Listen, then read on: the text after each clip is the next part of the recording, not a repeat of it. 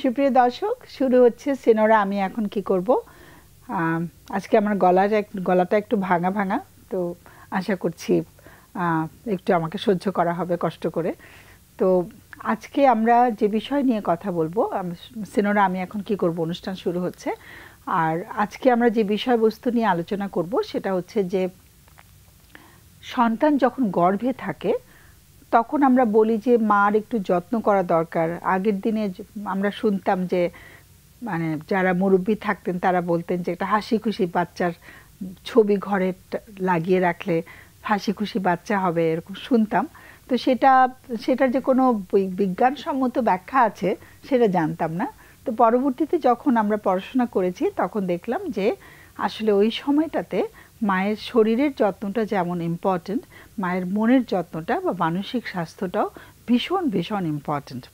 তো এই যে মায়ের যদি মানসিক স্বাস্থ্য তখন ভালো না থাকে তাহলে সন্তানের উপরে কী ধরনের প্রভাব পড়তে পারে, নেতিবাচক কী প্রভাব পড়তে পারে, এটা নিয়ে আজকে আমরা আলোচনা করব। আমি পরিচয় করিয়ে দিচ্ছি স্টুডিওতে যারা আছে তাদের সাথে। একজন হচ্ছে ডক্টর মোহাম্মদ জহিরুদ্দিন একজন ক্লিনিক্যাল সাইকোলজিস্ট। আর আছে নাসিমা আক্তার। নাসিমা হচ্ছে একজন কাউন্সিলর অথবা আমি বলবো সাইকোথেরাপিস্ট। নাসিমা, তোমাকে স্বাগত। তো কে আগে বলবে বলো? বলেন, আপনি বলেন। এখন মানে আজকের যে বিষয়টা এটা খুবই ইন্টারেস্টিং। আমি একটু দেখতেছিলাম আসলে ম্যাটেরিয়ালটা। দেখা যায় যে গর্ভাবস্থায় মায়ের যে মনের অবস্থা সেটা প্রভাব সরাসরি ভ্রূণের উপর পড়ে এবং সন্তানের উপর পরবর্তীতে পড়ে।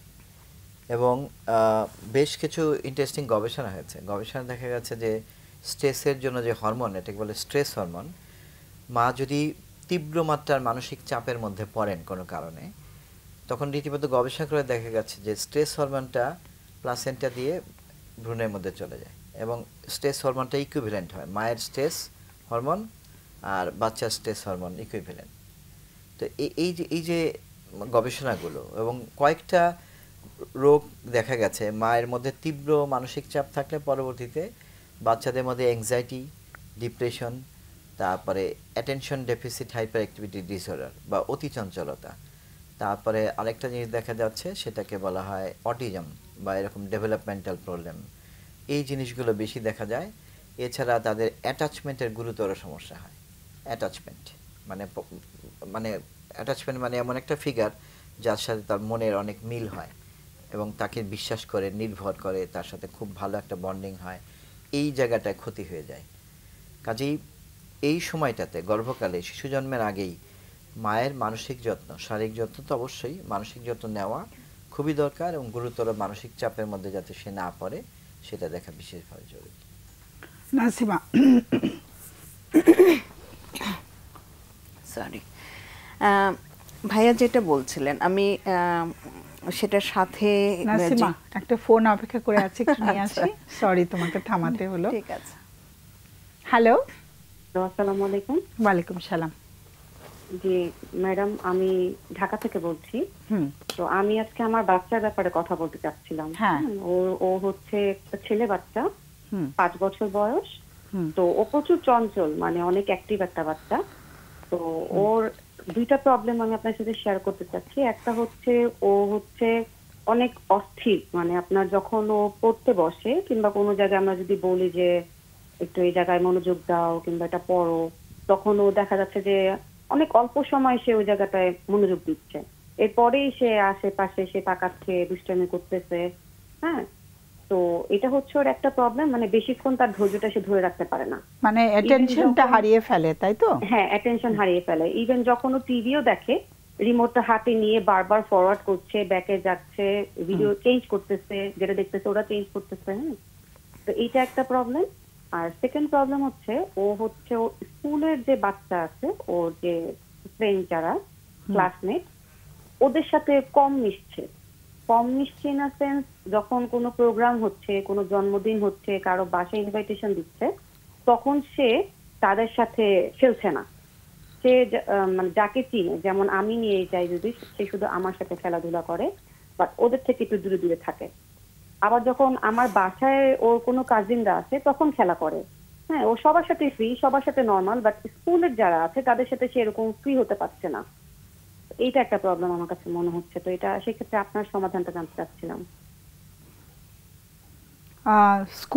স্কুলের ওদের সাথে খেলে না, কিন্তু মানে কাজিনদের সাথে খেলে, তাই তো? হ্যাঁ হ্যাঁ, খেলে না বলতে একদম যে খেলে না তা না, কম। মানে অনেক সময় সে বসে থাকে, মানে ওরকম বেশি ওদের সাথে ইয়া না। কোনো দাওয়াতে গেল, কারো বার্থডেতে গেল, সেখানেও দেখা যাচ্ছে যে ও আলাদা আলাদাই থাকছে। আর একটা কথা বলে রাখি, ও ছোটবেলা থেকে, যখন থেকে ওর জন্ম, 5-6 মাস বয়স থেকে আমার বাসায় একটা মেয়ে ছিল, মেয়ে একটা, ওর সাথে খেলাধুলা করতো। তো লাস্ট 2-3 মাস ধরে ওকে আমি আর রাখি নাই, যখন দেখতেছি ওর উপর বেশি ডিপেন্ডেন্ট হয়ে যাচ্ছে, যে কোনো অনুষ্ঠানে গেলে ওকে নিয়ে যেতাম সাথে। তো ও করতো কি, ও ঘিরেই খেলতো, মানে ওর ফ্রেন্ডের সাথে বেশি ফ্রি হতো না। তো ও যাওয়ার পরও ওর এই প্রবলেমটা রয়ে গেছে যে ও আমাদের সাথে থাকতে চায়, ওর ফ্রেন্ডের সাথে মিশতে চায় না ওরকম। মানে মার সাথে ঠিক আছে না, মা, ওর দাদা দাদি, নানা নানি, ওর কাজিন, হ্যাঁ, আমাদের বাসার যারা মেয়েরা আছে সবার সাথে ও ফ্রি। বাট ও স্কুলের যে ফ্রেন্ডরা আছে, স্কুল রিলেটেড কোনো ইনভাইটেশন থাকলে সে সেখানে আর কি ওদেরকে অ্যাভয়েড করছে। সে আমার সাথেই থাকতে চাচ্ছে, মায়ের সঙ্গে থাকতে চায়। ও ভাই বোন আছে? না না না, ও একাই। ও একমাত্র সন্তান? জি। আচ্ছা, ওকে। তো ওটা মানে একটু কি দুশ্চিন্তা করার মতন মনে হচ্ছে? আসলে আমি বুঝতেছি না, বাসার সবাই তো বলে ঠিকই আছে, কারণ আমার যে শাশুড়ি, উনি বলতো যে দেখো, আমারও একটা প্রবলেম, যেটা আমি কিন্তু মানুষের সাথে সেদে মিশতে পারি না। আমার সাথে যখন কেউ মিশতে আসে তখন আমি মিশতে যাই। ও কিন্তু ওর কাজিনদের সাথে নর্মাল, ও কিন্তু ওর বাবা মা ভাই বোন সবার সাথেই নর্মাল। জাস্ট ওই স্কুলে নিশ্চয়ই ওর সাথে কেউ ওরকম জোর করে মিশতে আসে না, বিদেই হয়তো ও মিশতে যাচ্ছে না। হ্যাঁ, কিন্তু আমি আপনার সাথে, আপনার যেহেতু অনেক এক্সপিরিয়েন্স এসব ব্যাপারে, যার কারণে জানতে চাচ্ছি যে আসলে প্রবলেম কিনা এটা কোনো। স্কুল থেকে কোনো টিচাররা কিছু তাদের পর্যবেক্ষণ কি শেয়ার করেছেন? হ্যাঁ, টিচার যেরকম, ও তো এখন নার্সারিতে পড়ছে, তো ফার্স্টের দিকে টিচার একটা কমপ্লেইন করতো যে ও একটু স্ট্রাগল করতেছে, ওর আরো প্র্যাকটিস দরকার, আরো প্র্যাকটিস দরকার। তো আমি বাসায় ওকে নিয়ে বসতাম, বাট ওই যে ওর অমনোযোগিতার কারণে আমি আমার টেম্পার হারিয়ে ফেলতাম। তো তারপর করলাম কি, ঠিক আছে, আমি যেহেতু রেগুলার ওকে পড়াতে পারছি না, তো ওর বাসায় একটা টিচার রাখি আমি। তো টিচারের ক্ষেত্রেও দেখা যায় যে মনোযোগ দিতে পারছে না, কিন্তু টিচার রাখার পরে ওর অনেক ইমপ্রুভ হয়েছে। তো এরপরে যখন টিচার আমাদেরকে ডাকলো প্যারেন্টস মিটিং এ, তখন ভাবলাম যে টিচার হয়তো এখন আমাদেরকে ভালো কিছু বলবে, যেহেতু রেগুলার প্র্যাকটিস করছে। টুকটাক একটু ভুল, এটা তো বাচ্চারা করতেই পারে, তো কোনো ও এক্সাম দিচ্ছে না, জাস্ট রেগুলার প্র্যাকটিস যেটা। তারপরেও টিচার একই কথাই বলছে যে ও স্ট্রাগল করছে, ওর আরো প্র্যাকটিস দরকার। হ্যাঁ, তো আমি বুঝতেছি না আসলে প্রবলেমটা কোথাও, কিন্তু বাসায় ঠিক মতোই প্র্যাকটিস করতেছে, ইভেন ও সবই পারতেছে, আমি যেটাই বলতেছি মোটামুটি সবই পারে, মাঝে মাঝে একটা ভুল ছাড়া। স্কুল থেকে কমপ্লেইন আসতেছে যে ও পারতেছে না। ও পারছে না? না, কিন্তু বাসায় সবই পারছে। বাসায় মোটামুটি সবই পারছে। 2-1টা ভুল যেটা, সেটা আসলে তো ভুলের মধ্যে পড়ে না, 2-1টা ভুল তো আমরাও করি অনেক সময়, মানে যে কোনো লেটার উল্টা করে লিখে ফেলা হঠাৎ করে, কিংবা হঠাৎ একটু ভুলে যাওয়া, ওকে একটু হেল্প করা। তো টিচার এটাই বলছে যে ওর হেল্প ছাড়া ও একা পারছে না। হেল্প ছাড়া পারছে না, ওকে। হ্যাঁ, সে একটু লাইনে থাকতে হবে। আমাদের অতিথিদের কোনো প্রশ্ন থাকতে পারে, ওদেরকে একটু জিজ্ঞেস করি, একটু লাইনে থাকলে ভালো হয়। জি জি। নাসিমা, প্রশ্ন আছে? কতদিন ধরেও যাচ্ছে স্কুলে? ও প্রায় 2 বছর, এই জুনে ওর 2 বছর শেষ হবে আর কি। আচ্ছা, প্রথম যেরকম ছিল এখনো কি ওরকমই আছে, নাকি কিছুটা ইমপ্রুভমেন্ট ফিল করছেন? আমি ইমপ্রুভ ফিল করতেছি, বাট ও যখন ফার্স্ট স্কুলে যেত তখন হচ্ছে অনেক কান্নাকাটি করতো, নতুন পরিবেশ, অনেক দিন পর্যন্ত কান্নাকাটি করেছে। বাট এখন ও স্কুলে ফ্রি হয়ে গেছে, এখন টিচাররা কমপ্লেন করতেছে যে ও অনেক দুষ্টামি করে, ও মনোযোগ দেয় না। বাট ও অনেক বুদ্ধিমান, ওকে যখন কোনো কিছু বলি, যে কোনো কিছু যেটা ও যেটা না শোনা সেটা ও শুনছে, ক্যাচ করছে, এবং টাইম মতো ওর উপস্থিত বুদ্ধি ও সবই কাজে লাগাচ্ছে। বাট লেখাপড়ার ক্ষেত্রে তার কনসেন্ট্রেশন সে বেশিক্ষণ ধরে রাখতে পারছে না। আচ্ছা, ঠিক আছে। প্রশ্ন আছে? হ্যাঁ, আর কোনো প্রশ্ন নেই। মানে আমার একটা জাস্ট অবজারভেশন হচ্ছে যে একটু দুশ্চিন্তা বোধহয় কম করলে ভালো হয়, তো সবই নর্মাল মনে হচ্ছে। সো স্কুল থেকে কি অভিযোগ করছেন বেশি শিক্ষকরা? স্কুল থেকে ওর যে টিচারটা, এটা আমি অন্যান্য মাদের সাথে একটু কথা বলে জানতে পারলাম যে টিচারটার মধ্যে একটু প্রবলেম আছে, জাস্ট খালি কমপ্লেইন করে বাচ্চাদের নামে। তো বাচ্চা মাত্র 5 বছরের, হ্যাঁ, তো কমপ্লেইন করে, বলে যে ও তো একটু দেখতে সুন্দর, আমার মনে হয় ওটা অ্যাডভান্টেজ নেওয়ার ট্রাই করে। তো একটা 5 বছরের বাচ্চা ওটা কি বুঝবে? ইভেন যখন ওর ক্লাস শুরু হয় এই যে নার্সারিতে, তখন সে বলতেছে যে হি লুকস লাইক ইনোসেন্ট। এই লাইনটা আমার একটু খারাপ লেগেছে, হি লুকস লাইক ইনোসেন্ট। একটা 4 বছরের বাচ্চা। সরি, আরেকবার বলতে হবে কি? টিচার আমাদেরকে কমপ্লেইন করছে হি লুকস লাইক ইনোসেন্ট, মানে সে ইনোসেন্টের মতো দেখতে। ইউ লুক লাইক দেখতে। Innocent but actually you are not. না, মানে একটা 4 বছরের বাচ্চা এইসব এরকম একটা কমেন্ট যখন করে, একটা 20টা বাচ্চার মধ্যে 20টা বাচ্চা নিশ্চয়ই একরকম হবে না। ও প্রচুর চঞ্চল, যেটা আমি প্রথমেই বলেছি, অনেক অ্যাক্টিভ একটা বাচ্চা, এবং তার ব্রেইন মাশাআল্লাহ খুবই শার্প। ইনস্ট্যান্ট যে উত্তর দেওয়া, যেটা বলা সবই বলছে। বাট টিচারটা বারবারই দেখে কমপ্লেইন করছে যে ওকে আমাদের হেল্প করতে হয়, ও একবারে সব পারছে না। তারপর ক্লাসে একদিন একটা নাকি হঠাৎ একটা সাউন্ড করেছে, এই সাউন্ডের জন্য টিচার ওকে ওয়াশরুমে অনেকক্ষণ দাঁড় করে রেখেছে, যেটা আমার বাচ্চা আমাকে বলছে। এটা শুনে আমার খারাপ লেগেছে যে এতটুকু একটা বাচ্চা, ওকে পানিশমেন্ট দেওয়ার মতো এই তোর এখনো হয়নি যে আমি ওকে ওয়াশরুমে দাঁড় করিয়ে রাখবো।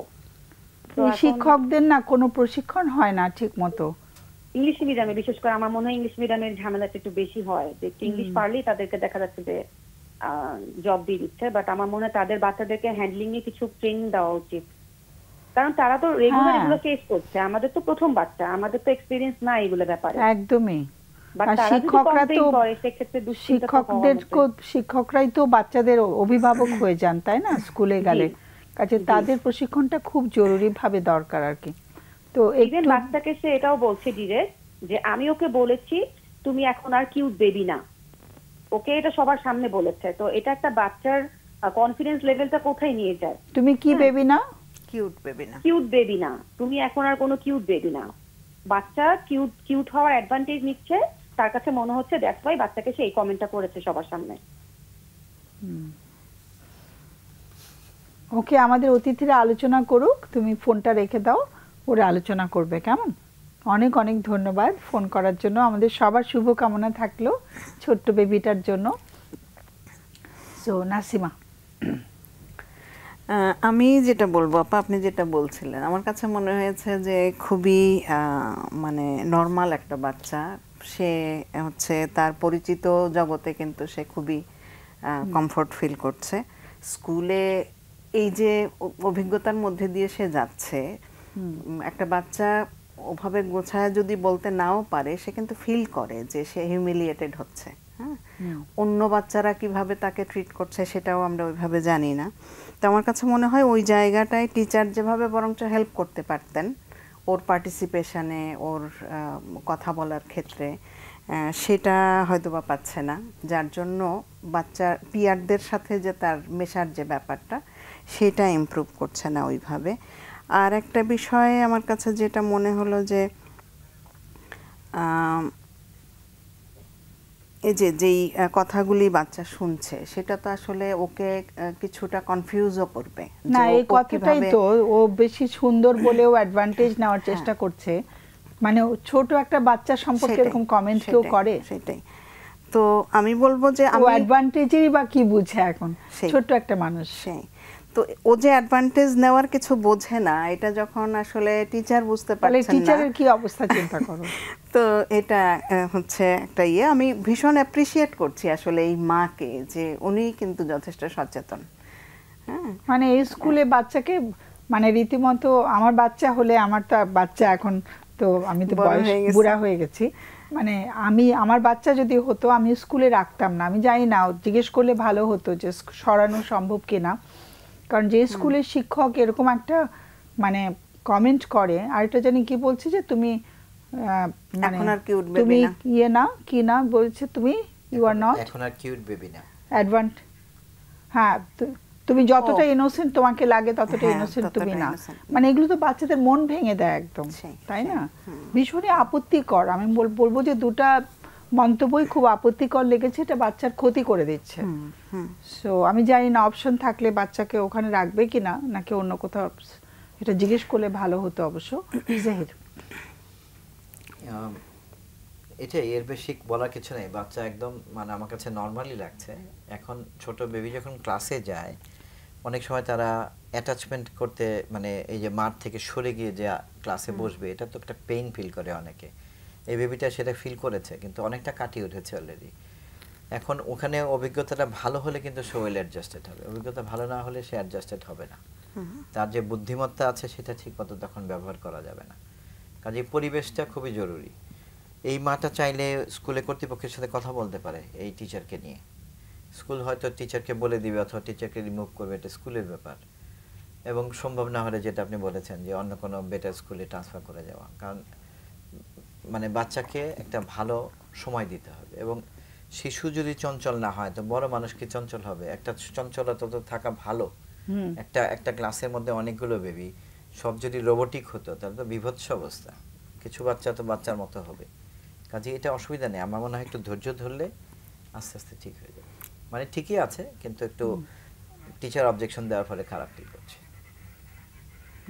আর ওইটা মায়ের মধ্যে কনফিউশনও কিন্তু তৈরি করছে। টিচার যখন কমপ্লেইন করছে উনি বুঝতে পারছেন যে ঠিক আছে, টিচার যখন কমপ্লেইন করছেন তখন উনি নিজেও একটু কনফিউজড হচ্ছেন যে কোনো প্রবলেম আছে। এবং আমি এক লাইন যোগ করতে চাই যে বাজারে কিন্তু বিকাশ মনোবিজ্ঞান এই নামে বই পাওয়া যায়। বিকাশ মনোবিজ্ঞান বা নেটে সার্চ দিলেও ডেভেলপমেন্টের উপরে অনেক ম্যাটেরিয়াল পাওয়া যায়।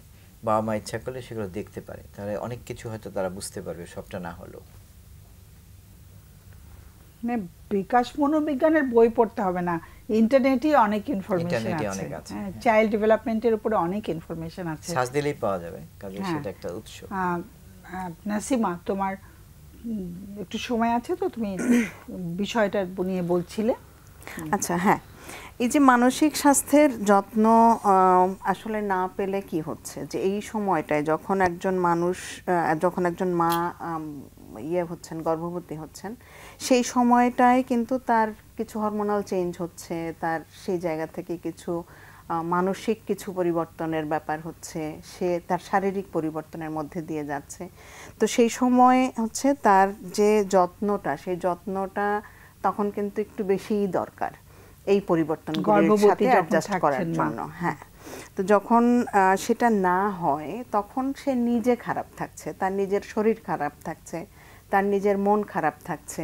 সেই জায়গা থেকে হচ্ছে তার কখনো কখনো কিন্তু সম্পর্কগুলির মধ্যেও কিন্তু এক ধরনের ক্রাইসিস সে ফিল করে, যে সে তার নিজের যে অসুবিধাটা হচ্ছে সেটা হয়তো বা বলতে পারছে না, বা যদি অন্যরা তাকে খেয়াল না করে তার অভিমান হচ্ছে, কষ্ট হচ্ছে, কখনো হয়তো বা রাগ হচ্ছে।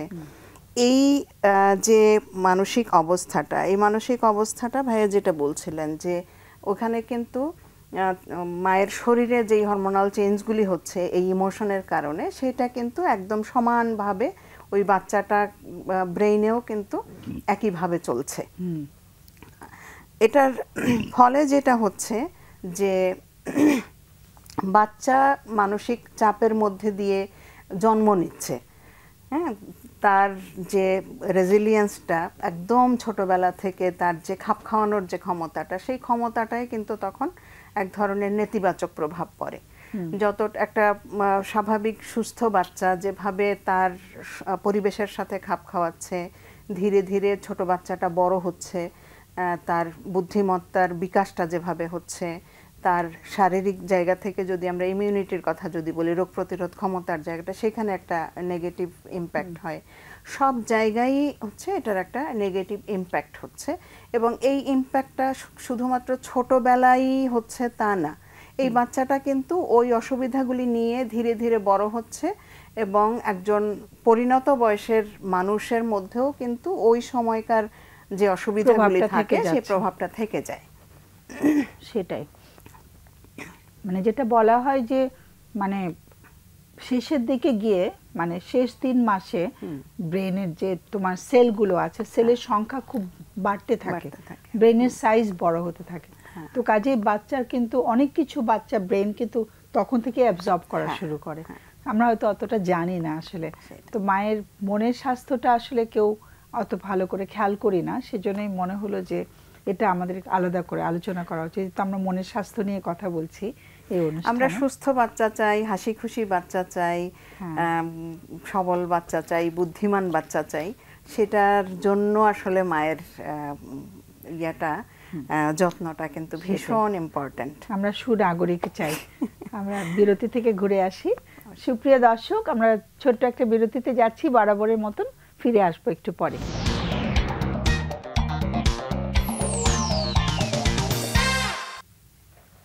সুপ্রিয় দর্শক, আমরা ফিরে এলাম বিরতির পর। আর আজকে আমরা যে বিষয় নিয়ে আলোচনা শুরু করেছিলাম সেটা হচ্ছে যে গর্ভাবস্থায় মায়ের মানসিক স্বাস্থ্যের যদি যত্ন না হয় তাহলে সেটা শিশুর মানে মানসিকতার উপরে বা শিশুর মনের স্বাস্থ্যের উপরে তার কি ধরনের নেতিবাচক প্রভাব পড়তে পারে। আর আমাদের বিরতির আগে একজন মা আমাদেরকে ফোন করেছিলেন, আমাদের একজন দর্শক ফোন করেছিলেন, উনি একজন সন্তানের মা। আমরা মনে হয় তার কথাটা মোটামুটি কিছুটা বলতে পেরেছি। সো আমাদের আমাদের আমাদের এখান থেকে যতটুকু বলার আমরা আলোচনা করেছি। তো আমরা আবার ফিরে যাই আলোচনায়। তোমরা যে ফোনটা এসেছিল সেটা নিয়েও কথা বলতে পারো, আবার আজকের বিষয়টা নিয়েও যদি আরেকটু, নাসিমা যদি আরেকটু অ্যাড করো।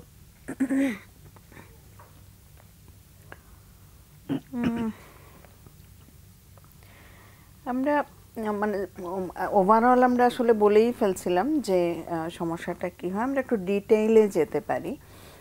যে আমরা যখন বলছি যে সাইকোলজিক্যাল ডেভেলপমেন্টে বা নিউরোলজিক্যাল ডেভেলপমেন্টে হচ্ছে বাচ্চার ক্ষেত্রে একটা নেতিবাচক প্রভাব পড়ে। তো যেটা হয় যে যখন হচ্ছে মা ভালো থাকছেন না, মায়ের যত্নটা ঠিক মতো হচ্ছে না, মা খারাপ থাকছেন। তো মা যখন খারাপ থাকছেন সেই সময়টায় হচ্ছে যে আমি একটু ধরিয়ে দিই, ধরো মা আর বাবার মধ্যে সম্পর্ক ভালো যাচ্ছে না, তখন সেই প্রভাবটা কিভাবে সন্তানের উপর পড়তে পারে? এটাই আমি যেতে চাচ্ছিলাম আপা। কিংবা শ্বশুর বাড়িতে মায়ের ঠিক মতো মায়ের গ্রহণযোগ্যতাটা নেই, সেই তো এই সময়টায় যেটা হচ্ছে যে মানে মা কিন্তু আসলে নিজে ওই সময়টায় খারাপ ফিল করবেন। মা নিজে হয়তোবা তার আত্মবিশ্বাস কম হয়ে যেতে পারে, তার উদ্বিগ্নতা বেড়ে যেতে পারে, তার কোনো কিছু নিয়ে দুশ্চিন্তা হতে পারে, আত্মসম্মান বোধের কিন্তু খুব অসুবিধা হয়, নিজেকে সম্মান করতে পারে না। হ্যাঁ, তো এই যে বিষয়গুলি হচ্ছে এটার কারণে হচ্ছে যে তখন কিন্তু একজন মা অনেক সময় গুটিয়ে যান। নিজে অন্যদের সাথে তখন কথা বলা, অন্যদের সাথে তার কোনো প্রয়োজন শেয়ার করা বা অন্যদের প্রয়োজনে তার সাথে কন্ট্যাক্ট করা, এই জায়গাগুলিতে কিন্তু তার মধ্যে দেখা যায় যে একটা অনীহা কাজ করে, একটা হতাশা কাজ করে। কেউ তাকে বুঝতে পারছে না, কেউ তাকে ওই আদরটা দিচ্ছে না, মানে মনটা ছোট হয়ে যায় আর কি। আমরা একটু একটা ফোন নিয়ে আসি নাসিমা। আচ্ছা, হ্যাঁ, তুমি আসলে ফাঁকে ফাঁকে আমরা আবার আলোচনা করব। ঠিক আছে। হ্যালো হ্যালো, আসসালামু আলাইকুম। হ্যালো হ্যালো, আসসালামু আলাইকুম। ওয়ালাইকুম সালাম। হ্যাঁ হ্যাঁ ম্যাম, কেমন আছেন? একটু জোরে শুনতে চাই যে। হ্যাঁ ম্যাম, বলছি কেমন আছেন? এখন বেটার শুনতে পাচ্ছি। হ্যাঁ, ভালো আছি, থ্যাংক ইউ। ম্যাম, আমি আপনার কাছে বলতে চাচ্ছি যে আবার আসতে হয়ে গেল।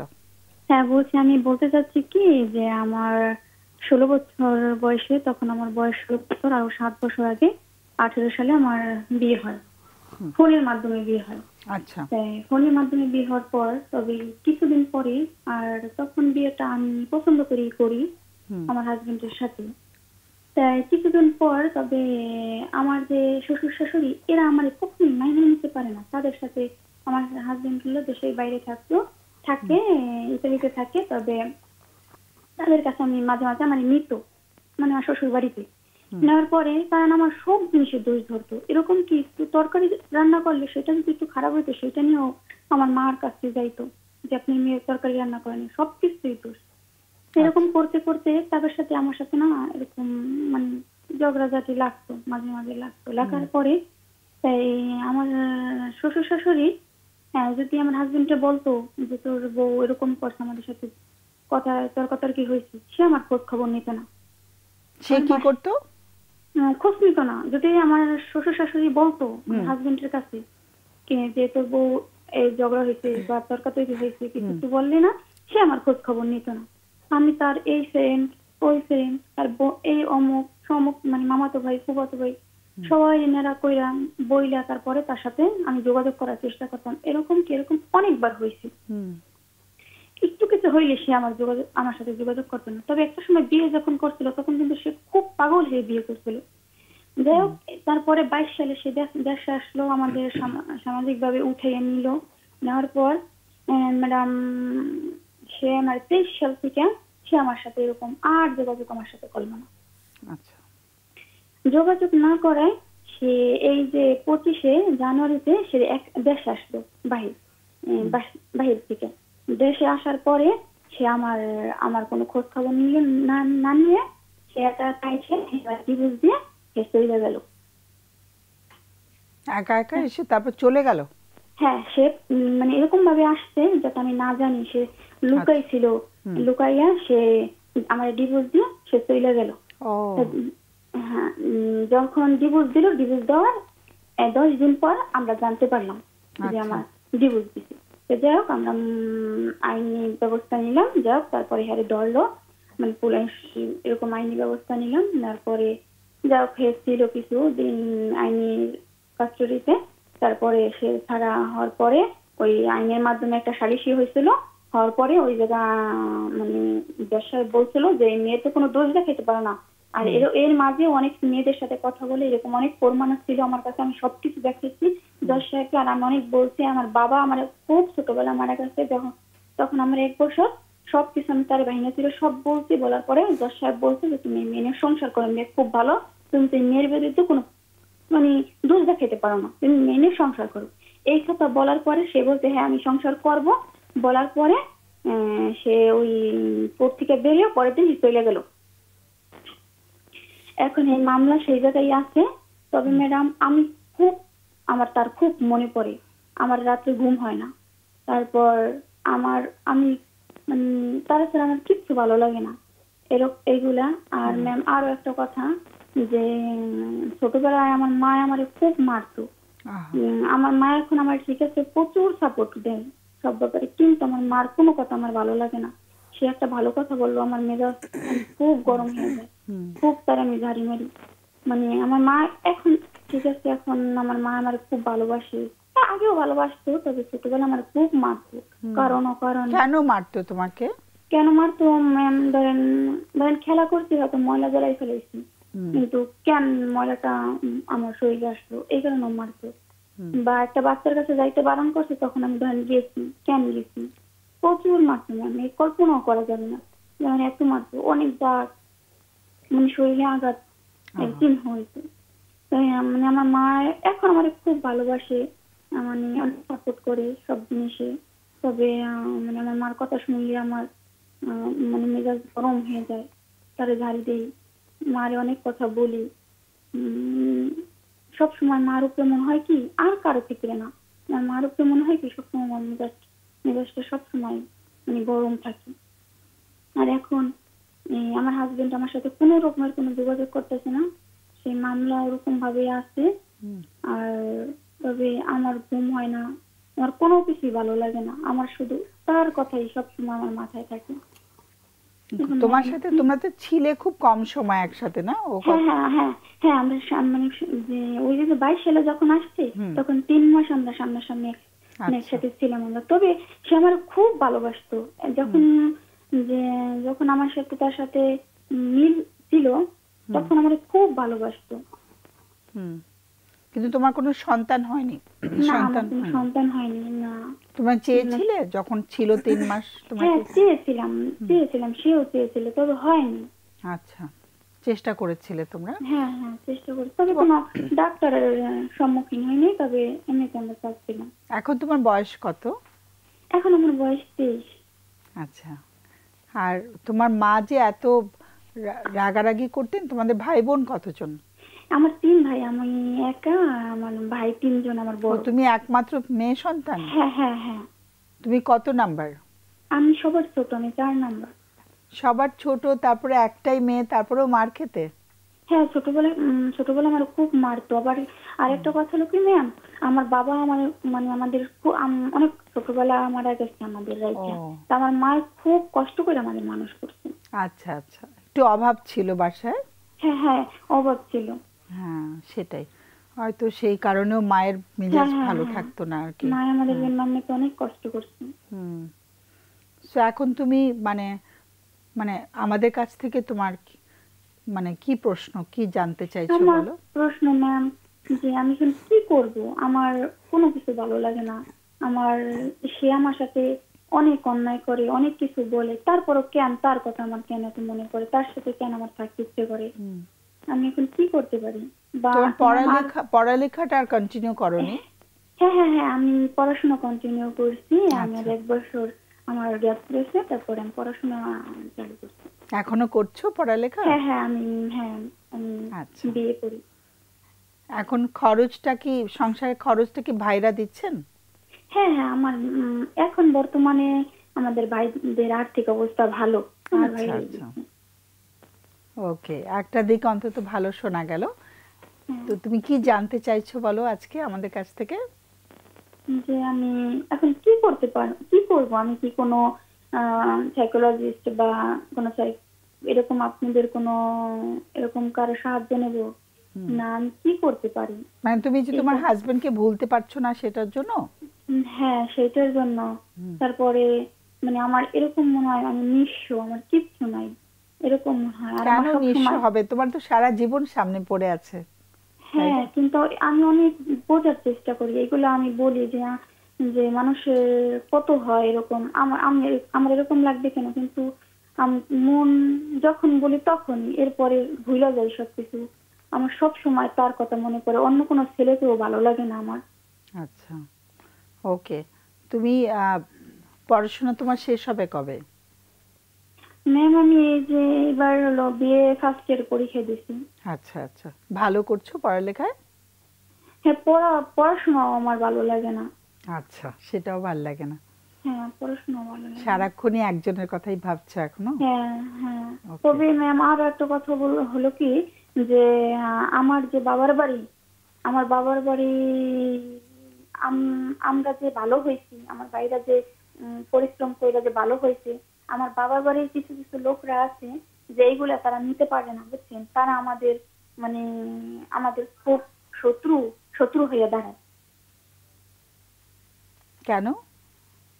মানে তারা চায় যে তাদের কাছ থেকে আমরা সবসময় চাইয়ে খাবো, আমরা যেন ভালো না হই, মানে এরকম চাই আমাদের। তারা অনেকভাবে তারা আমাদের ক্ষতি করতে চায়, চেষ্টা করে। তোমার ভাইরা কি বিয়ে করেছে? হ্যাঁ, আমার 3 ভাই বিয়ে করছে। আচ্ছা ওকে। তুমি এমনকি ম্যাম যে আমার যে কাকা, আমার মানে বাবার যে ছোট ভাই, সেই আমাদের মানে অনেক শত্রু হয়ে দাঁড়ায় সে আমাদের পক্ষে। আচ্ছা ওকে। আমি আপনাদের আরো অনেক আগে একবার ফোন দিয়েছিলাম, জাস্ট ওই সময় কথা বলতে পারিনি। আচ্ছা, গত সপ্তাহে ফোন দিয়েছিলাম, তখন সংযোগ হয়নি। কথা বলা, আজকে তোমাকে আমরা পেয়ে গেলাম, তুমিও পেয়ে গেলে। একটু লাইনে থাকো, আমাদের অতিথিদের কোনো প্রশ্ন থাকতে পারে, তুমি একটু লাইনে থাকো। হ্যাঁ, কোনো প্রশ্ন নেই? আচ্ছা, আমি একটু জানতে চাই আপনার নিজেকে নিয়ে, আপনার নিজের পরিকল্পনাটা কি, কি করতে চান ভবিষ্যতে? আমি ভবিষ্যতে এখন চাই যে আমি যদি কোনো ছোটখাটো একটা চাকরি করতে পারতাম তাহলে আমার মনে হয় ভালো লাগতো, বা কারো উপর নির্ভরশীল থাকতাম না, আমি নিজের উপরই নির্ভরশীল থাকতাম, আমি এরকম চাই। বাহ, খুবই ভালো একটা কথা যে নিজের উপরে নির্ভর করতেন, অনেক সাহসের কথা কিন্তু, না? হ্যাঁ, তবে আমি খুব লড়াই করে বাঁচতে আছি এই পর্যন্ত। আমি খুবই, আমার সাহস।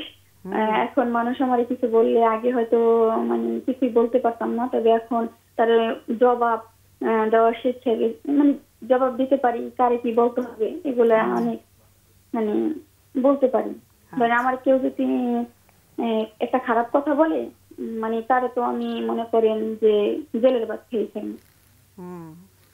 তুমি আবার বিয়ে করবে না? তোমার তো আসলে বিয়ের সম্পর্কটা মানে বলি, আমি তো বলতে আছি যে ওরকম চিন্তা ভাবনা আমার মাথায় আসে না। সেটা বুঝেছি, বাট তোমার তো একটা ভবিষ্যৎ আছে, তাই না? হ্যাঁ, সেটা একজনকে যাকে নিয়ে তুমি মানসিকভাবে মানে হয়ে আছো, মানে একদম অবসেসড হয়ে আছো, সেই মানুষটা তো তোমার জীবনে নেই এখন। তো এই বাস্তবতাটা স্বীকার করতে কি কষ্ট হচ্ছে তোমার? হ্যাঁ হ্যাঁ, প্রচুর কষ্ট হয়। হ্যাঁ, কিন্তু যাতে তুমি বাস্তবতার মানে বাস্তবতাটা মেনে নিতে পারো, তুমি বলছো যে সেজন্য কোনো সাহায্য নেবে কিনা, মানসিক স্বাস্থ্যের সাহায্য নেবে কিনা, তাই তো? এই ব্যাপারে কিছু বলবে রাসিমা, বা তুমি কিছু বলতে চাও? ওর প্রশ্নটার উত্তর যদি কিছু দিতে চাও। আমার মনে হয় মানে আমরা আলোচনা করতে পারি, তাহলে ওকে আর না রাখি না, প্রশ্ন তো আর নেই। অনেক অনেক ধন্যবাদ তোমাকে ফোন করার জন্য। আমাদের অতিথিরা আলোচনা করবে, তুমি শোনো, কেমন? অনেক অনেক ধন্যবাদ। আমার মনে হয় মেয়েটা যথেষ্ট সাহসী এবং খুব চমৎকার ডিল করছে এখন পর্যন্ত। একটু প্রফেশনাল হেল্প আসলে লাগবে, কারণ তার মনটা খুব অস্থির হয়ে আছে, বিক্ষিপ্ত হয়ে আছে। হ্যাঁ, সে যদি সম্ভব হয় কাউন্সেলিং নেওয়া সম্ভব হলে সে নেওয়া উচিত। এবং সে এটাও বোঝে, সে বলছে আমি কি সাইকোলজিস্টের কাছে আসবো কিনা।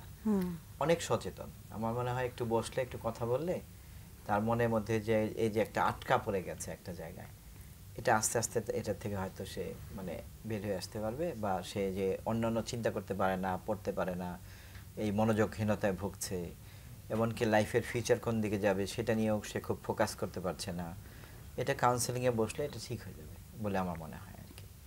আর কাউন্সেলিং তো সবাই মানে উনি অবশ্যই হয়তো জানে যে 7 দিনে একবার করে বেশ কয়েক সপ্তাহ মানে চালিয়ে যেতে হবে, তা না হলে এটা রেজাল্ট আসবে না আর কি। আমি একটা কথা বলতে পারি, সেটা হচ্ছে যে একটা খারাপ সময় যাচ্ছে, তো ফোকাসটাও হচ্ছে এই খারাপ সময়ের মধ্যেই, ওইটার মধ্যেই সে ঘুরপাক খাচ্ছে। তো যদি একটু একটা হচ্ছে উনি কাউন্সিলিংয়ের কথা বললেন, নিজেই বললেন, ওই হেল্পটা তো উনি নিতেই পারেন। আর এর মধ্যে যেতে যেতে যেটা করতে পারেন সেটা হচ্ছে একটু ইতিবাচকভাবে সময় কাটানোর ইয়েগুলি খোঁজা, উপায়গুলি খোঁজা। আসলে যেটা হচ্ছে যে আমাদের যখন মন খারাপ থাকে তখন কিন্তু আসলে ওই মন খারাপটা নিয়ে আমরা খুব একটা খেয়াল করতে পারি না যে কি করলে আমার মনটা ভালো হয়। তো আমরা যদি মনটা ভালো করার যেই দিকগুলি আমার পছন্দ, ওনার পছন্দ, সেইগুলিতে যদি একটুখানি মনোযোগ দেন, আস্তে আস্তে করে একটু ভালো সময় কাটান, পছন্দ করেন, ভালো লাগে, হ্যাঁ, সেগুলিতে সময় যখন বাড়বে সেখান থেকে যে মনের শক্তিটা আসবে, সেই শক্তিটা কিন্তু আবার এই যে খারাপ থাকাটা, এই খারাপ থাকার সময়টা থেকে কমে আসবে এবং একটা মানে ভালো থাকার একটা জায়গা তৈরি হবে। আর তার সাথে যদি সে কাউন্সেলিংয়ে আসে তখন সে আরও ভালো থাকতে পারবে আর কি। এবং তার কিন্তু ভালো থাকার একটা চিন্তা চেষ্টা দুইটাই আছে। সে চিন্তা করছে যে নিজের, এটা অনেক বড় একটা ব্যাপার, অনেকেই কাজ করব, আয় করব সেটা চিন্তা করে, কিন্তু নিজের উপরে নিজে নির্ভর করব, এই যে ভেতরের যে একটা শক্তি চাওয়া, এটা খুবই শ্রদ্ধার। আমি খুবই শ্রদ্ধা জানাচ্ছি আপনাকে, অনেক ধন্যবাদ, আপনি এইভাবে ভাবছেন। আর আশা করছি ও যদি একটু যত্ন নেয় নিজের, আশা করছি ওর একটা জীবন করে নিতে পারবে ওর মতো করে। শুভকামনা আমাদের সবার। আমরা একটা ফোন নিয়ে আসি। হ্যালো, হ্যালো, আসসালামু আলাইকুম। একটু জোরে শুনতে হবে যে। আসসালামু আলাইকুম। একটু জোরে, আর একটু জোরে। আসসালামু আলাইকুম আপু। ইয়েস, এখন খুব ভালো শোনা যাচ্ছে, বলো। আপু আমি আসলে আমার এই ছাত্রীকে নিয়ে একটু কথা বলতে চাচ্ছিলাম। হ্যাঁ, শিওর। তো ও আসলে মানে 2016 সালের ঘটনা। ও 2016 সালে ওর মা তারা মানে মারা মিলে ওকে মানে রেপ করা একজনকে দিয়ে আর কি, বড় অঙ্কের টাকা দিয়ে আর কি। মানে ও যেহেতু মানে রাজি ছিল না বিয়েতে, সেজন্য। তো 16 সালে এরকম ব্যাপারটা একটু বোঝা কম গেল। মানে ওর 2016 সালে তার মা তাকে রেপ করায়। মানে রেপ করানোটা তো মানে বড় একটা ঘটনা। তার আগের পরিস্থিতিটা কেমন ছিল? তার আগে ও মানে যথারীতি স্টুডেন্ট ছিল, মানে নাসিরাবাদ গার্লস স্কুলের ছাত্রী ছিল। ওখান থেকে আপনার এই যে এসএসসি পাস করে জিপিএ 5 পেয়ে, তারপরে মহসিন কলেজের ছাত্রী ছিল ইন্টারে, ওখান থেকে 3.23 পেয়ে আপনার পাস করে ইন্টারমিডিয়েট। তো এরপরে ওর মা মানে ওকে মানে কি করে রেপ করায়। রেপ করানোর পরে তখনও আমি চাই মেট্রোপলিটনে রেপ করায় নাকি শারীরিক সম্পর্কে বাধ্য করে, এইটাই আর কি, এই ধরনের আর কি। তারপরে ওর আব্বু ছিল, আমার ভাই আর কি, ছোট ভাই। তো ওর আব্বু মানে অলরেডি 2বার স্ট্রোক করা, মানে ওর আম্মু মানে যে অত্যাচার আর কি, নিপীড়ন। তো স্ট্রোক করার পরে আর ওর বাবা তোমার আত্মীয় হয় ওরা? জি আমার ভাই, ছোট ভাই, মানে আমার বড় কিন্তু মানে আমি ছোট আর কি, কিন্তু আমার ভাইদের মধ্যে মানে তোমার ভাইয়ের মেয়ে? জি জি। আচ্ছা জি তারপরে তোমার ভাইয়ের বউ এরকম করেছে? জি। আচ্ছা। তো আপনার এরপরে আমার ভাই তখন মানে আমাদেরকে খবর দেয় আর কি যাওয়ার জন্য। তো আমরা তো আসলে বিষয়টা জানি না। তারপরে যাওয়ার পরে ওখানে আমি হসপিটালে ডাক্তারদের সাথে মানে অনেক কথাবার্তা বলি। তো ওনারা ব্যাপারটা বুঝতে পারেন, বুঝতে পারার পরে আমাকে বলছে যে মানে সেরা করার জন্য, ওর জন্য। তো আমি সবকিছু রেডি করি। রেডি করার পরে ওর মা মানে মামারা মিলে ওকে মানে লুকাই ফেলে আর কি। তারপরে আমাকে বিভিন্ন ভাবে ফোনে থ্রেট দেয় যে আমি যদি কোনো কিছু করি, কোনো পদক্ষেপ নিই, তাহলে আমাকে মানে খারাপ কিছু করবে এ ধরনের। তো ওটা ওখানেই থেমে যায়, আমি আর কোনো কিছু করি নাই। তারপরে ওর সাথে আবার আমার 19 সালে দেখা হয়, আমার বড় ভাই মারা যাওয়ার পরে। তারপরে ও আসে অল্প কিছুক্ষণের জন্য। তারপরে আসার পরে মানে ও আমাকে বলে আর কি যে ফুপি, আমাকে অ্যাম্বুলেন্সের ভিতরে বলে, আমার ভাইয়ের লাশ ছিল তখন সামনে, আমার বড় ভাই যিনি উনি মারা যান। তো ওখানে আমাকে বলে যে ফুপু আমার তো এরকম এরকম মানে একা পেয়ে আর কি, আমাকে তো একা মানে পাওয়ার পরে এটা বলতেছে আর কি। আমার কাছে কল রেকর্ডও ছিল, আমার মোবাইলটা হারাই গেছে। তো বলতেছে যে ফুপু আমাকে তো এরকম সেন্সেস করে এরকম বিয়ে দিচ্ছে এরকম। আমি মানে সেন্স ফেরার পরে দেখতেছি যে আমার এরকম এই মানে আমি অন্য একটা পুরুষের ঘরে এরকম মানে অল্প কতক্ষণ সময়ের ভিতরে আমাকে যতটুকু বলা আছে ততটুকু বলে। আবার কনসিভও করছে, একটা ছেলে হয়েছে ওর। এগুলা করার পরে আর কি এরপরে আবার আর মানে এরপরে আর আমার সাথে আর যোগাযোগ হয় নাই। কিন্তু ইদানিং সে আমাকে এই যে 2025 সালের আপনার এই যে 8 তারিখে আমাকে আবার ফোন করে আমার কাছে সাহায্য চায় আর কি, যে কুকু আমাকে তো এরকম এরকম মানে খুব অত্যাচার করতেছে আমার আম্মু আর আমার ভাই মিলে, তারপর আর বোন মিলে, আরেকটা ভাই আছে বোন আছে, একটা ভাই বুয়েটে পড়ে এবার চান্স পেয়েছে, আর একটা বোন ঢাকা মেডিকেলে ডাক্তার।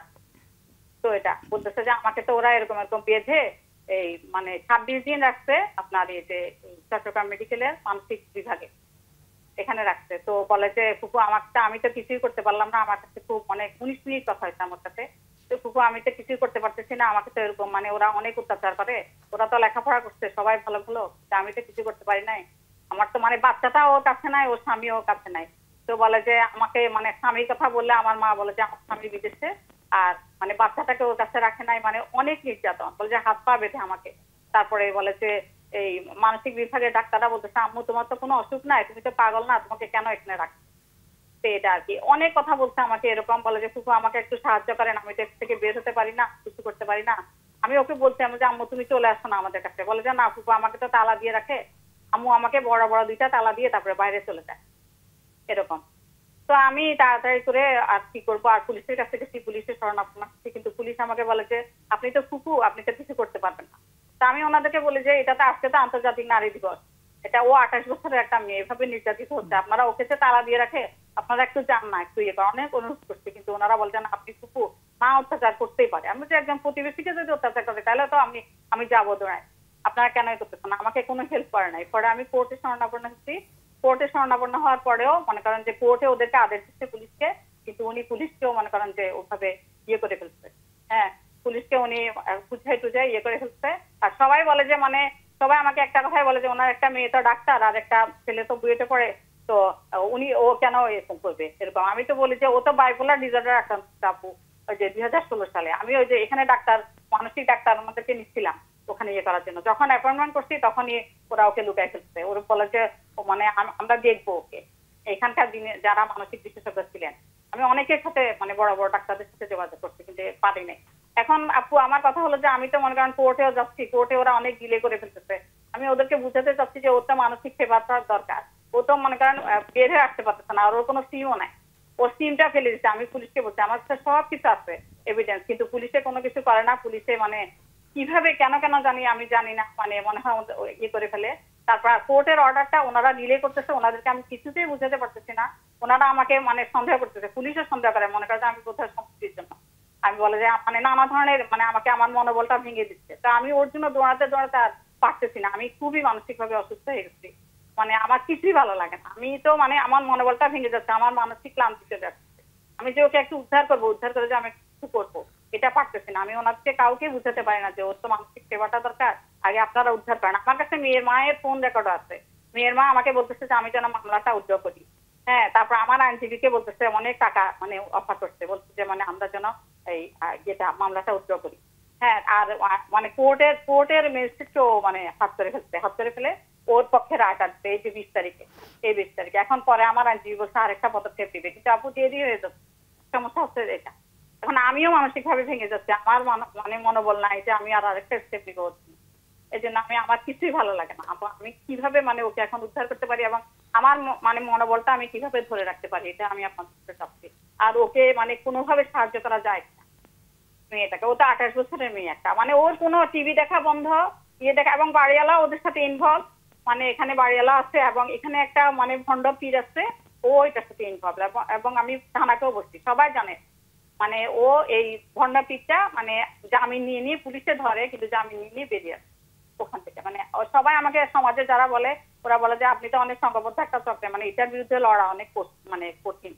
আর আমি প্রতিবেশীদের কাছ থেকেও খবর নিচ্ছি ওর মেয়ের ব্যাপারে, বলে যে ওদের 4 তলা থেকে ওর কান্না শোনা যায়।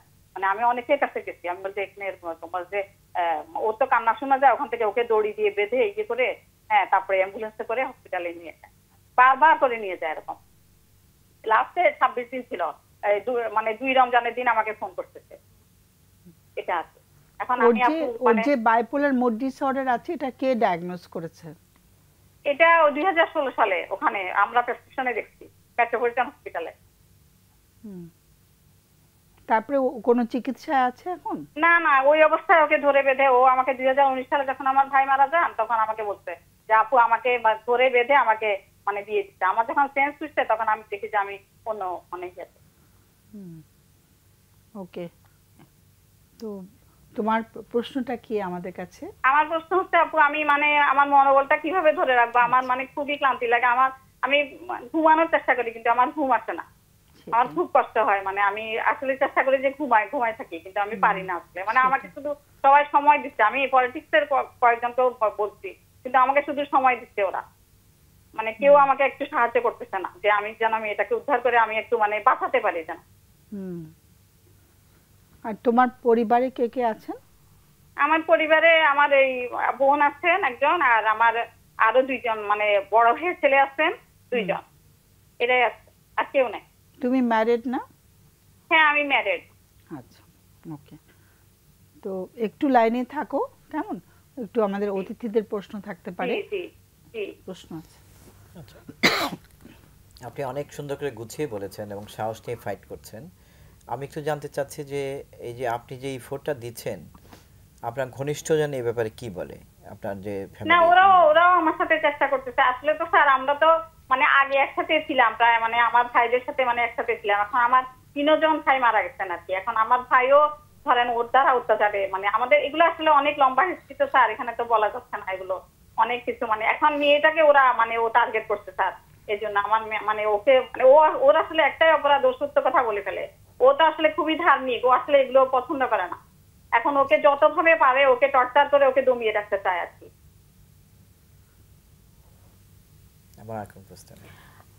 আপনার কি মনে হয় এই যে মা নিজের মেয়ের উপরে এরকম করে ইয়ে করছেন, অত্যাচার করছেন, আপনি যেভাবে বললেন, এটার পেছনে কি, এটার কারণ কি? মায়ের এই রাগটা কেন? হ্যাঁ, না, মায়ের কথা হলো যে ওই যে হিডেন কথাগুলো বলে দেবে। আচ্ছা, এই স্পষ্ট কথাটাই হচ্ছে ওদের মধ্যে সম্পর্কটা নষ্ট করছে বলে আপনি মনে করছেন, তাই তো? জি, না, মাটা মানে মা খুবই নিষ্ঠুর প্রকৃতির। আপনার মানে আমি কিভাবে এখন বুঝাবো, আসলে ওখানে গেলে প্রতিবেশীরা মানে ঠিক আছে, আপনি বলেছেন, বোঝা যাচ্ছে।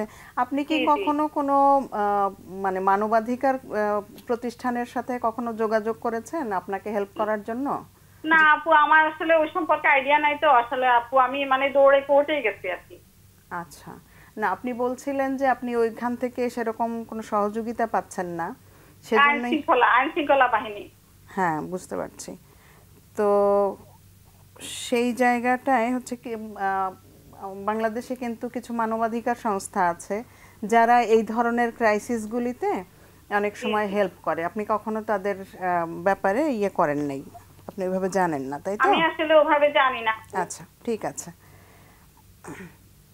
ঠিক আছে, অনেক অনেক ধন্যবাদ তোমাকে। তুমি শোনো, হ্যাঁ, আমাদের অতিথিদের কথা শোনো, দেখো আমাদের কোনো আমরা পথ খুঁজে পাই কিনা, কেমন? আর আমাদের সবার সহমর্মিতা থাকলো তোমার জন্য, তোমার ভাইয়ের বাচ্চাটার জন্য, মেয়েটার জন্য। আমরা আলোচনা করছি, তুমি শোনো, বলো।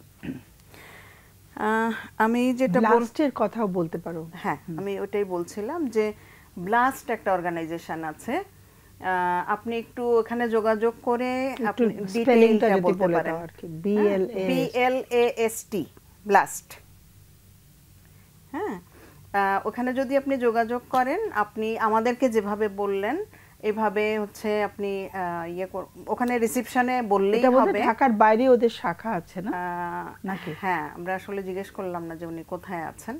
আপনি যেখানে আছেন এটা হচ্ছে জেলা ভিত্তিক আছে, শাখা আছে ব্লাস্টের। আপনি ওখানে আছে কিনা আপনি খেয়াল করে দেখতে পারেন। যদি না পান, আপনি ইন্টারনেটে ব্লাস্ট সার্চ দিয়ে সরাসরি যদি যোগাযোগ করেন, ওরা আপনার কোন জায়গায়, আপনার কাছাকাছি কোন শাখাটা আছে, কোথায় যোগাযোগ করবেন সেটা বলে দিতে পারবে, এবং আপনাকে কিভাবে হেল্প করতে পারেন তারা, বা অন্য কেউ হেল্প করতে পারেন কিনা ওই জায়গাটা ওনারা করতে পারবেন, আপনাকে সাজেস্ট করতে পারবেন। ওদের কন্টাক্ট নাম্বারটাও ইন্টারনেটে থাকবে। হ্যাঁ। আর কিছু? আর উনি বলছিলেন যে উনি আসলে টায়ার্ড ফিল করছেন। টায়ার্ড ফিল করার কথা উনি যেটা বলছিলেন, 16 সাল থেকে এই অবস্থাটার মধ্যে দিয়ে যাচ্ছেন, এবং যেই মেয়েটাকে উনি ভালোবাসেন তার যখন এরকম একটা পরিস্থিতি, উনি খুবই চেষ্টা করছেন, কোনোভাবে পাচ্ছেন না, সহযোগিতা পাচ্ছেন না। সেই জায়গা সাল থেকে না 16 বছর বয়স থেকে? 16 সাল থেকে বলছিলেন, আমি যতটুকু মনে আছে, তাই না ভাইয়া? 2016 হ্যাঁ, 16 সাল থেকে। আচ্ছা।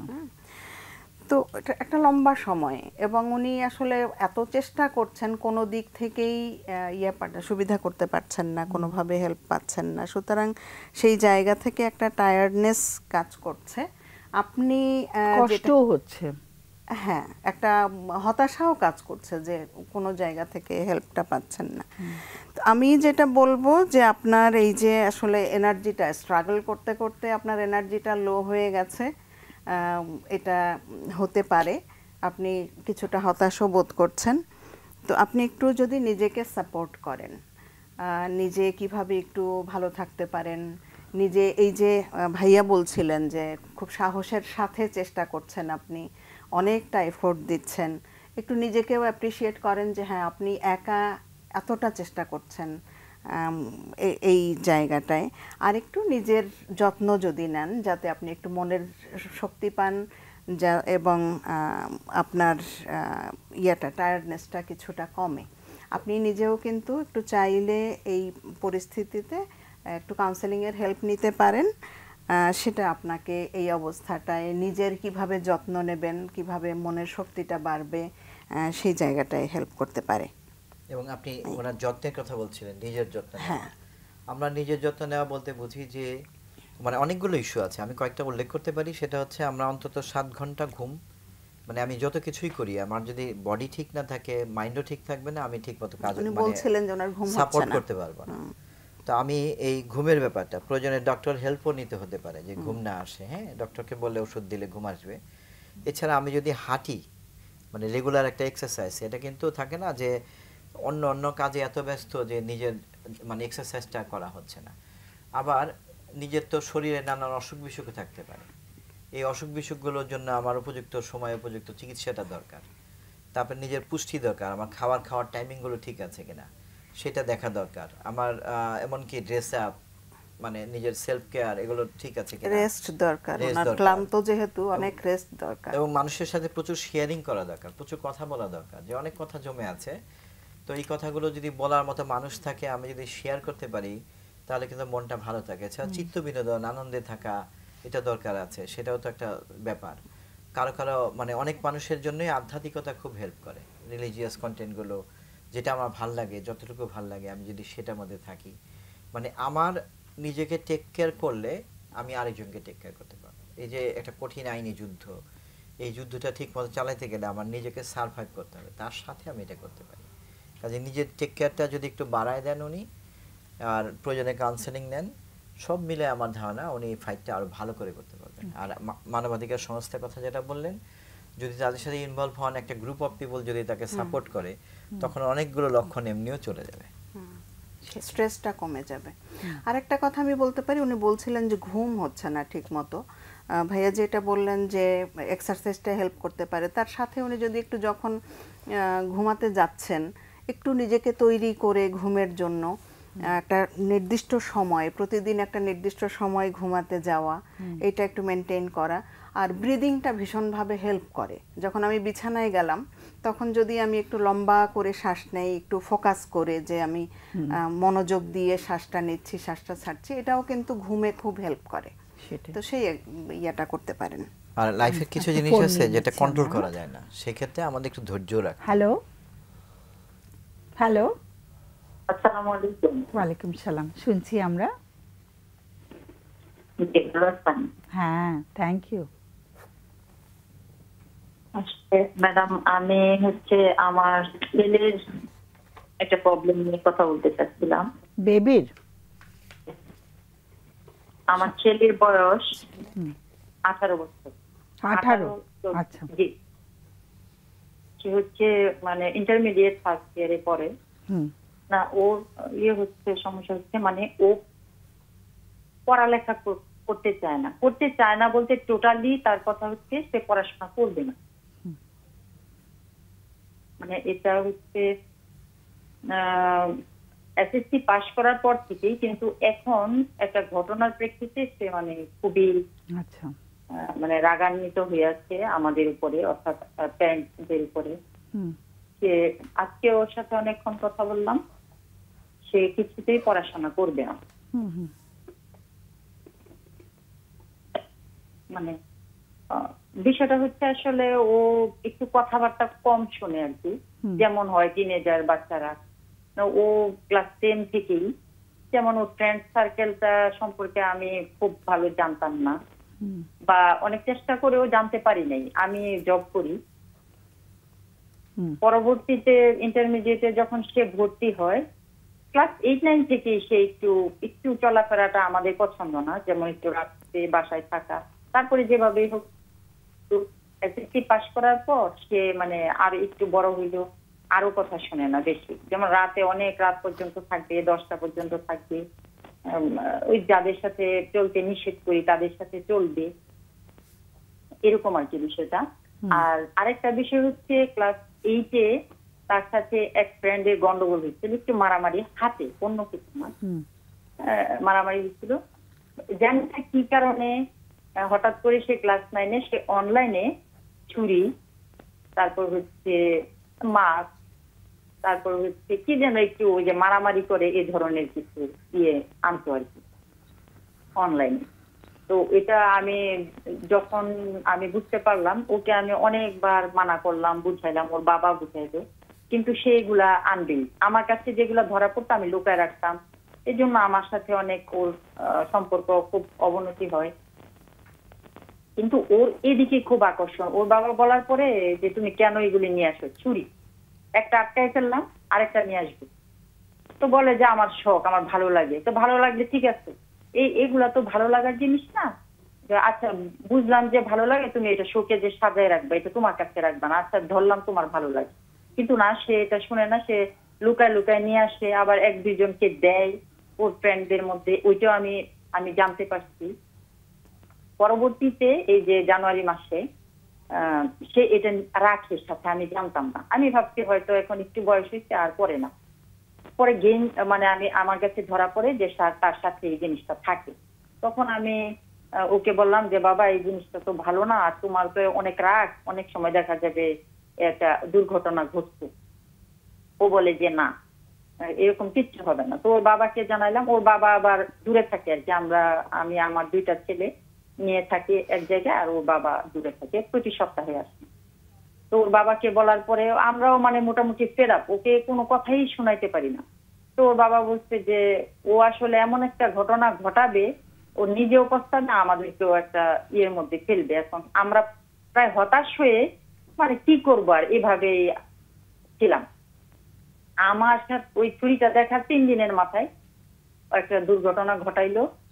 মানে ও একজনকে ছুরিকাঘাত করলো, ওর একটা ফ্রেন্ডকে। তুচ্ছ ঘটনা নিয়ে, ওর সাথে রিলেটেড কোনো ঘটনা না, একদম খুবই তুচ্ছ একটা ঘটনা নিয়ে বাগবিতন্ডার মাথায় ওই ছেলেটা ওকে চর মারছিল। তো ওর খুব মেজাজ খারাপ হয়েছে, আর ওর কাছে যে ওই জিনিসটা আছে, ও ছুরিকাঘাত করে। তারপর তো অনেক কিছু অনেক ইয়ে করার পরে এখন ওকে ওর বাবার কাছে নিয়ে গেছে, যে ওই পরিবেশে আর থাকার দরকার নাই, ওর বাবার কাছে নিয়ে যায়। এখন তারপরে আমরা ওকে পান্থপথে একটা ওই যে কাউন্সিলিং করে এরকম একজন সাইকোলজিস্টের কাছে নিয়ে যাই। তো ওটা প্রায় জোর করেই নিয়ে যাওয়া, ওকে আগেও চাইছি আমরা, ও যায় না। তারপর ওই প্রেক্ষিতে ও একটু প্রেশারে ছিল, তো যেতে বাধ্য হয়েছে। যাওয়ার পর একদিন উনি কাউন্সিলিং করলেন, উনি ওকে কিছু হোমওয়ার্ক দিলেন। কি করলেন? কিছু বললো যে আমি কিছু হোমওয়ার্ক দিয়েছি ওকে, যেমন ওর কি বলে পরিষ্কার পরিচ্ছন্ন থাকা, একটা রুটিন করা, তুমি ভবিষ্যতে কি করতে চাও, এই ধরনের কিছু, যে তুমি একটা ডায়েরিতে লিখবে এবং 15 দিন পর আবার আসবে। তবে 15 দিন পর আবার জোর করে নিয়ে গেলাম, ও যেতে চায় না এবং ও কোনো কাজই করেনি। মানে আসলে ও তো মানসিক ভাবে প্রস্তুত না, বা ও আসলে ও ভাবে যে ও যা করে ওটাই ঠিক, ও যা করতেছে তাই ঠিক, ও এরকম একটা ইয়ের মধ্যে আছে। এখন ও যে এই ধরনের একটা কাজ করলো, আমরা বাবা মা আত্মীয় স্বজন যারা জানি, এত বুঝাচ্ছি যে তুমি এই কাজটা খুবই জঘন্য একটা অপরাধ করছো, এটা যার মধ্যে মনুষ্যত্ব আছে সে এরকম কাজ করতে পারে না। কিন্তু ওর কথা হচ্ছে যে ও ঠিকই করছে, ও এটার মধ্যেই আছে। আর দ্বিতীয় দিন যাওয়ার পর ওই সাইকোলজিস্ট স্যার উনি বলল যে আসলে সে যদি আমি যেভাবে বলি কাজ না করে, আসলে আমাদের কিছু করার নাই, আর আসার দরকার নাই, মানে এরকম আর কি। 2 বার কাউন্সিলিং করানো হলো। কি না করলে? ট্রাস্ট না করলে? কাজ না, হোমওয়ার্ক না, ওনারা যে উপদেশ দিচ্ছেন, আচ্ছা, সেটা যদি ফলো না করে, যদি না করে, তাহলে কিছু করার নেই। তো আমরাও প্রায় হতাশ হয়ে এখন আর কি করবো, মানে এখন ওর কথা হচ্ছে যে ও আমার কাছে ছিল এই জায়গায় নিয়ে আসার জন্য, এই জায়গায় আনলে সে পড়াশোনা করবে।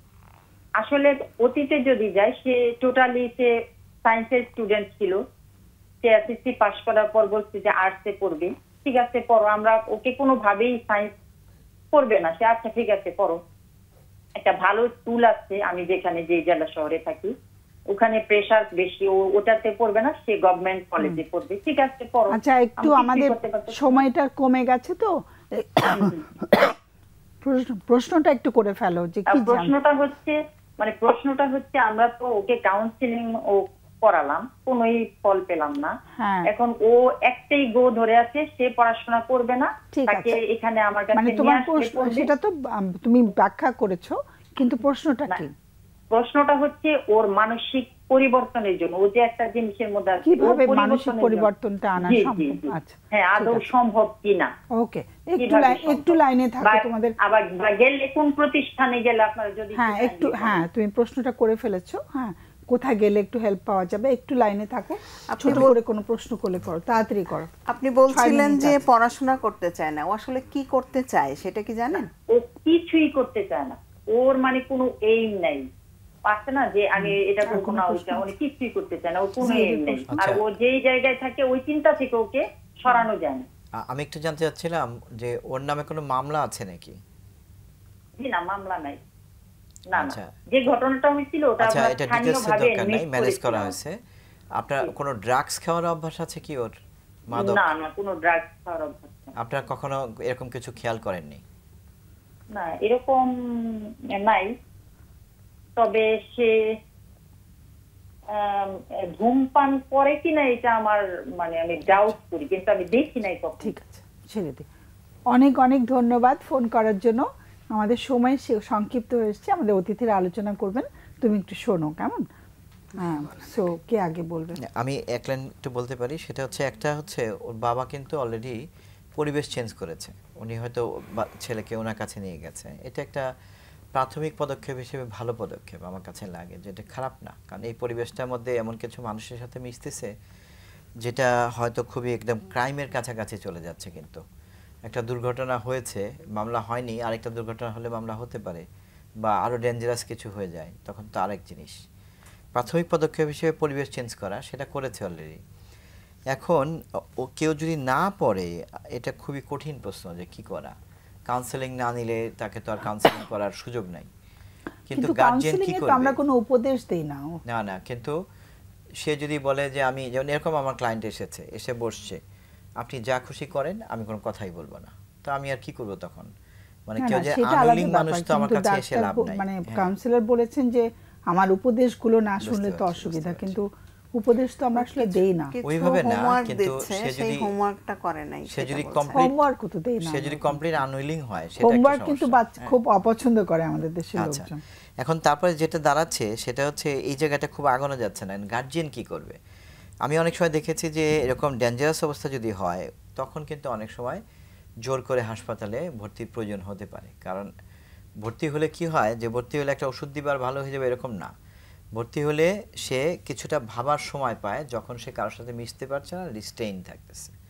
এটা আমরা তখনই বলি যখন একটা ডেঞ্জারাস অবস্থা, যে ওর জন্য নিজের জন্য বা অন্যের জন্য বিপজ্জনক হয়ে যাচ্ছে তখন। আর যদি এর মধ্যে এমন হয় যে এটা ভর্তি করা যাচ্ছে না, ভর্তি করা মতো ডেঞ্জারাস না, আমি হলে আমি যেটা ফিল করতাম, আমি ওকে বলতাম তুমি যদি পড়তে চাও আমরা তোমার সাথে আছি, তুমি যদি পড়তে না চাও তবুও আমরা তোমার সাথে আছি, তুমি পড়লে বলো টিচার আসবে, না পড়লে বলো টিচার আসবে না, থাকো খাওয়া দাও, বা কোনো অসুবিধা হলে আমাকে বলো। ফোর্স করে তো পড়ানো যাবে না, আমি যেটা বুঝি ফোর্স করে কাউন্সেলিংয়েও আনা যাবে না। কাজে ধৈর্য ধরা ছাড়া কাউন্সেলিং এ আমি যেটা করি, আমি একদম মতামত না থাকলে আমি দেখতেই চাই। আমি তো প্রথমেই জিজ্ঞাসা করি যে ওর কি মত আছে। আমি অনেক সময় ওদের সাথে ফোনে কথা বলি যে তুমি কি আসতে রাজি আছো, আর না হলে তো লাভ নাই, কোনো লাভ হবে না, তো ওইভাবে কাউন্সেলিং হয় না। কাজে গার্জিয়ান ধৈর্য ধরতে পারে, এটাই আমি বলতে পারি। আমার আর একটা বিষয় মনে হলো যে ওর সাথে একটু ফ্রিলি কথা বলতে পারে। আত্মীয় স্বজনের মধ্যে অনেক সময় কিন্তু হয়, বা পরিচিত জনের মধ্যে, যার কথা সে একটু শোনে, যার সাথে একটু মন খুলে কথা বলে, হ্যাঁ, এরকম যদি কারোর সাথে একটু কথা বলে, ওর আমার মনে হয় ওর মন খুলে কথা বলাটা খুব দরকার। ওর ভেতরে রাগ আছে প্রচণ্ড রকম, যেটা বোঝা যাচ্ছে। তো সেই রাগটা কি নিয়ে, ও কি চায় যেটা পাচ্ছে না, এবং বাবা মা চাচ্ছে, ফোকাস করছেন, আমার কথায় যেটা মনে হলো বাবা মা ফোকাস করছেন শুধু পড়াশোনায়, আর ওর পড়াশোনা ভালো লাগে না। আবার কিছু কঠিন কঠিন কথাও বলে দিচ্ছেন, হ্যাঁ, যে মনুষ্যত্বের পরিচয় দিচ্ছ না, এত কঠিন কথা বারবার কিন্তু অনেক ছোট হয়ে যাচ্ছে, এমন ভাবে আচরণটা পাচ্ছে অন্যদের কাছ থেকে, ওতে ওর আরো রাগ বেড়ে যাচ্ছে, ও হয়তো অসম্মানিত বোধ করছে। এমন একজন মানুষের সাথে যদি ও কথা বলতে পারে, যে মন খুলে কথা বলবে, যে ওর কথাগুলো শুনবে আসলে, এবং একটু বোঝার চেষ্টা করবে, তখন উনি হয়তো বা ইয়ে করতে পারেন যে কাউন্সেলিংটার বিরুদ্ধে কোথাও নেওয়াটা ঠিক হবে না। মানে আপনি বোধহয় বলতে যাচ্ছেন ফ্যামিলির মধ্যে অনেক সময় দোলাভাই থাকে, অন্য কেউ থাকে যার সাথে ফ্রেন্ডলি, চাচা মামা থাকে, যার সাথে খুব ভালো সম্পর্ক, হ্যাঁ হ্যাঁ, তখন কথা বলে সে আনন্দ পায়। এখন যদি কেউ না থাকে, আমরা উইশ করি থাকে, অনেক সময় হচ্ছে প্রতিবেশীর মধ্যেও থাকে একটু বড় ভাই টাইপের বা বড় বোন টাইপের, লোকাল মুরব্বি থাকে, যার সাথে ও একটু আশ্বস্ত হয়ে কথা বলবে, কথা বলাটা দরকার। তখন ওর ভেতর থেকে যদি একটু রাগটা কমে আসে, ও যদি একটু সম্মানিত বোধ করে, তখন হয়তো বা ওকে সম্মান করতে হবে, এক কথায় রেসপেক্ট করতে হবে। ছোটদেরও যে রেসপেক্ট করা যায় আমরা সেটা জানি, আমাদের কালচারে এটা খুব অভাব। সেটাই, ওকে অনেক বেশি, ওর এই রাগটা আসলে অসম্মান বোধ থেকেই মনে হয় তৈরি হয়েছে, এটা আমার কাছে মনে হচ্ছে। আমরা শেষ করতে হবে, সময় একদম শেষ। অসংখ্য ধন্যবাদ দুজনকে, আশা করছি আবার দেখা হবে। সুপ্রিয় দর্শক, আমাদের একদম শেষ ঘন্টা বেজে গেছে, বিদায় নিতে হবে এবার। আর আমাদের আগামী অনুষ্ঠানের বিষয়বস্তু হচ্ছে যে আমরা যখন সম্পর্কে, দাম্পত্য অথবা রোমান্টিক সম্পর্কে হয়তো আমাদের বারবারই হয়তো কিছু একটা হয়ে যাচ্ছে, ঝগড়াঝাটি হয়ে যাচ্ছে, আমরা ঠিক করছি আর থাকবো না একসাথে, কিন্তু আবার দুজনকে ছাড়া দুজন থাকতেও পারি না, ঝগড়া হচ্ছে ক্রমাগত, এবং আমরা মনে করছি যে এই বেশ এটাই লাস্ট, ছাড়াছাড়ি করে ফেলবো, কিন্তু দেখা যাচ্ছে আমরা আবার একজনকে ছাড়া আরেকজন থাকতেও পারছি না। এরকম যখন অবস্থা হয়, সেটা কেন হয় এবং এরকম অবস্থা হলে আমরা কি করতে পারি, সেটা নিয়ে আগামীতে আলোচনা করব। সে পর্যন্ত সবাইকে অনেক অনেক ধন্যবাদ এবং শুভকামনা জানিয়ে শেষ করছি। শুভরাত্রি।